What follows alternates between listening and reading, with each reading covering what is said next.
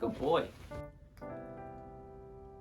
Hey guys, welcome back to my channel. It's been really cold and snowy the past few weeks here in Jersey, so because of that I've been going to some indoor skate parks, and I thought it'd be a fun idea to compare some of them. The two indoor skate parks I'll be comparing today, both located in Brooklyn, New York. They are Substance Skate Park and VANS Space 198 Skate Park. I'm going to be discussing the pros and cons of each skate park, and then at the end of the video we're going to find out which one is the better park. Real quick before starting the video, be sure to subscribe and give me a thumbs up. It'll help me out a lot. Anyway, let's get started with the video.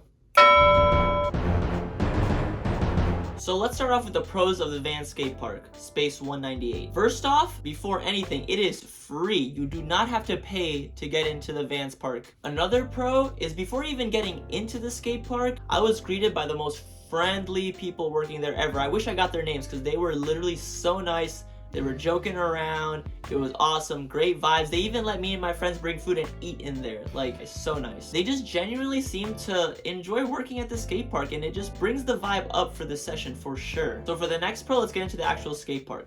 The VANS Park is a spacious skate park with every traditional obstacle you can think of and then some. The regular flat ledges are a good size, definitely not small.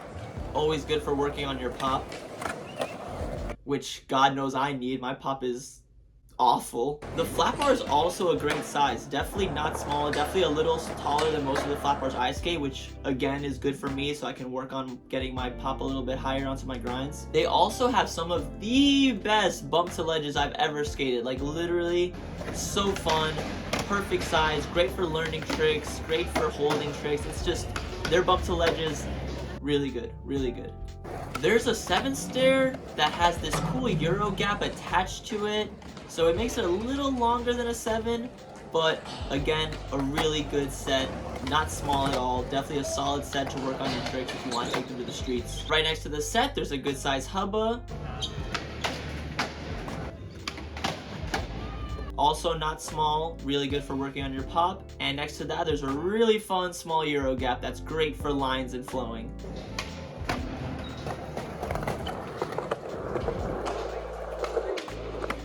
So just past the Euro, there's this curb you can skate. It's super sick because you can gap past the Euro into this curb. And I think it's a fun, creative way to skate that obstacle.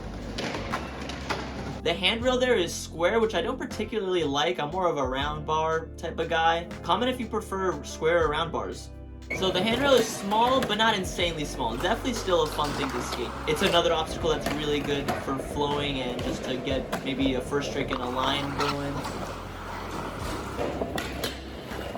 The park is very line friendly, extremely line friendly. You can come up with some great lines there. You can get creative, it's fun. You can just hit one obstacle after the next, just back to back to back.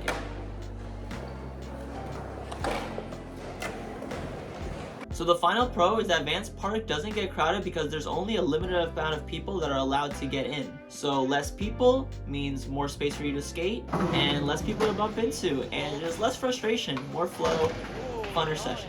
That pro can actually segue into our first con of the VANS Skate Park, and that is that it's hard to get into, not gonna lie. You have to RSVP within 30 minutes or less of the spots opening, otherwise you just won't get it. I think the spots open up every Friday. It could be subject to change, so I'm not sure. You have to sign up about a week or even 2 weeks in advance sometimes just to make sure you get your spot, and if you miss that window of those like 30 minutes before they get sold out, you're not gonna get your spot, unfortunately. Another con for the VANS Park is time. You only get 2 hours for your session. A way to kind of bypass this is if you sign up early enough, you could sign up for the session right after your session, so you could potentially get a 4-hour session in if you do it right. But yeah, you only get 2 hours per sessions generally, which to me sucks because like I feel like after 2 hours of skating, that's kind of when I'm like super warmed up and like just ready to actually start skating. Another con is that there's not that much run up for the stairs and hubba section of the park. I would like a little bit more, but it is what it is. It's not the best, but it's definitely still manageable. However, skating at nollie and fakie would definitely be harder on this set just for the fact that it doesn't have run up, and usually you need to go a little bit faster when you skate something nollie or fakie, so it's kind of hard to get that speed with the limited space you have. If you really want to skate the set fakie or nollie, or skate the hubba fakie or nollie, you're gonna do it. Just know that there's not the most run up. And also, I didn't put this as a pro or con just because of controversy over it, but for the Vans park, you do need to show proof of your vaccination to enter the park. Let's get to Substance Skate Park. So the first pro, it has really good transition obstacles. You can go from a 2-foot mini all the way to like an 8-foot like full pipe. It's pretty sick how versatile the transition is at Substance. Like you can really learn a lot of transition at Substance. So there are 2 sections to Substance. There's one building that has most of the transition section, has like all the mini ramps and the big 8-foot one. And then you have the street section, which is where I spend most of my time because I suck at transition. I skate the transition section like sometimes, but for the most part you could just catch me in the street section. So I think that's a pretty cool pro because I find that a lot of skate parks don't have that diversity of having a transition section and a street section, so I think that's pretty cool. So another pro is that there are a lot of obstacles to skate. I mean like hella. And a lot of these obstacles you can move around and shape to however you want them to be, so you can get creative at Substance and come up with some cool obstacles to skate. So I think a big pro of Substance is that it's a great park to learn things at. So Substance has every small obstacle you can imagine. Small quarters, small flat bars, small ledges, small kickers. It has small everything. And it also has the bigger versions of those same obstacles as well, so it makes it really convenient for progressing your skating.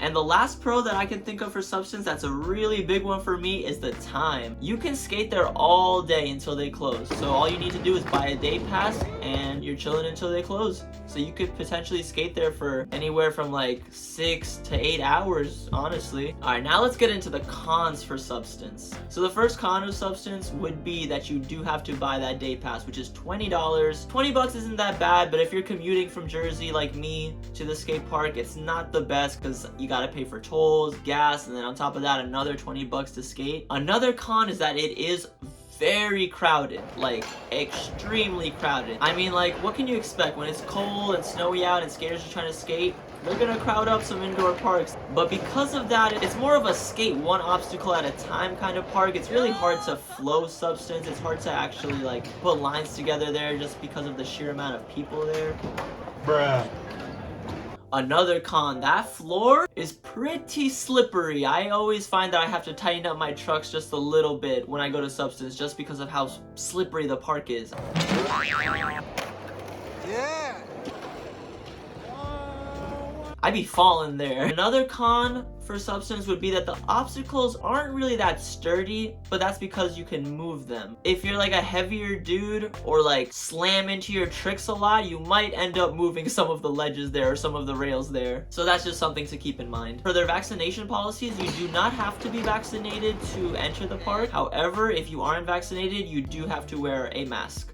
So now that we got the pros and cons out of the way, it's time to pick a winner. So if I had to choose, I would say the winner is VANS, Space 198 Skate Park, in my opinion. I like how it's not as crowded. I like how the obstacles are extremely sturdy. Any obstacle you skate at VANS is not going anywhere. It's all cement. It's all like placed in there like really well. Very well built. Substance to me seems more of like a DIY type of vibe, which if that's what you're into, more power to you. But it really all depends. If you want to flow and not have to avoid people constantly, Vans Park. If you're not vaccinated and want to skate an indoor park, Substance is probably the way to go. If you want to skate longer, Substance is also probably the way to go.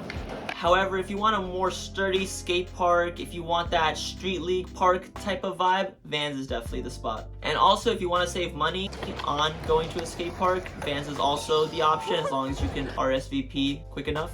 I also think Vans is more spacious compared to Substance, so it just makes me feel like I have more like space to breathe. Not to say Substance is small by any means, I always just prefer a wider space. However, if I wanted to learn tricks from the ground up, I would definitely go to Substance just because of their low to high obstacle gradients. You can really go from learning something on a small obstacle and just work your way up. So if I wanted to learn a new flip-in trick and work my way up, I would probably go to Substance. But most of the time, I'm just in the mood to flow and skate as much as I can, especially if I'm going somewhere far like New York to go skate. But it's all personal preference. I suggest you go to both to find out for yourself which one you like better. If you visited these parks, leave a comment in the comment section below and let me know which park you prefer. I hope this was helpful in helping you decide which skate park you want to go to. Stay warm, stay dry this skate winter season. And if you like these type of videos, let me know. I'll make more of these. This was kind of fun to do, not gonna lie. I'm just like a big skate nerd. I love y'all so much, and I'll catch y'all in the next video.